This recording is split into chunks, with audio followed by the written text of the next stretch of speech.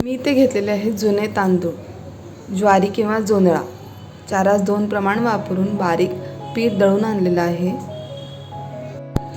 चला तर मग संजोग हेल्दी फूड किचनमध्ये मी तुम्हा सर्वांचं इथे स्वागत करते। इथे घेतलेलं आहे मी एक भांडं, त्यामध्ये 1.5 ग्लास पाणी तापवून घेणार आहे। पाण्याला चांगली उकळी फुटू देत। जोंधळा आणि तांदळाची भाकरी चवीला अगदी उत्तम लागते। ज्यांना डायबिटीसचा बीपीचा प्रॉब्लेम आहे त्यांनी ही भाकरी आवर्जून खावी।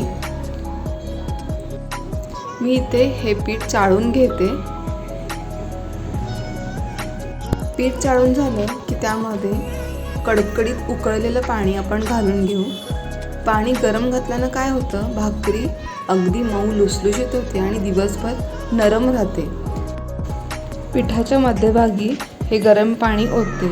सर्व पाणी न ओतता त्यातलं थोडं पाणी आपण कढईला ठेवू, जेणेकरून पीठ मळताना हेच पाणी आपल्याला वापरता येईल। अगदी व्यवस्थितपणे सर्व पाणी या पिठामध्ये एकजीव करून घेऊ, कारण हे पीठ खूप गरम होतं पाणी गरम घातल्यानं आणि मळण्यासाठी थोडा उशीर लागतो। हे पीठ पाण्यामध्ये एकजीव झालं की गरम असतानाच आपल्याला थोडं थोडं मळून घ्यायला हवं, थंड होता कामा नये।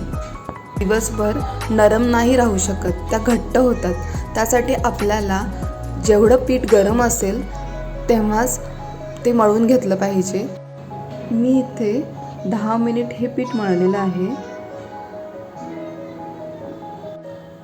पीठ मळून झाल्यानंतर खूप छान असा हा मऊसूत गोळा बनतो। हे पीठ थंड होण्याआधी त्याच्या भाकरी थापून घेऊ। त्यासाठी इथे मी गॅसवरती तवा ठेवते। तवा चांगला गरम होऊ दे।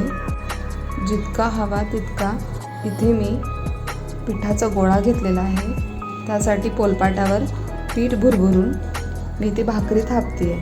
भाकरी जशी तुम्हाला जाड हवी किंवा पातळ हवी तशी तुम्ही थापू शकता।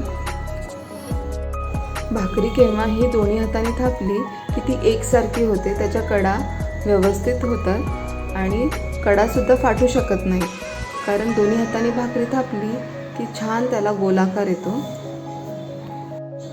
मी इथे भाकरी थोडी पातळ थापली आहे।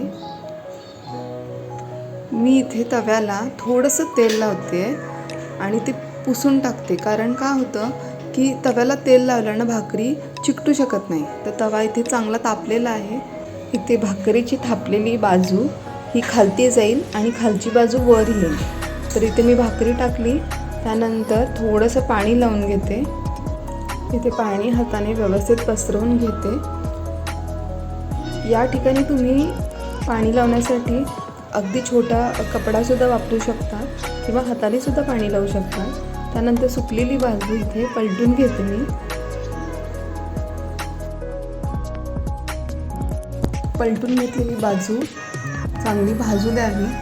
भाजली की पुन्हा एकदा पलटून घेऊ। पीठ व्यवस्थित मळल्यामुळे भाकरी इथे फुगू लागते, तुम्ही पाहू शकता। 2-3 सेकंद भाकरीला चांगलं फुगू द्यावे आणि त्यानंतर भाकरीच्या चारी बाजू व्यवस्थित भाजून घ्याव्या।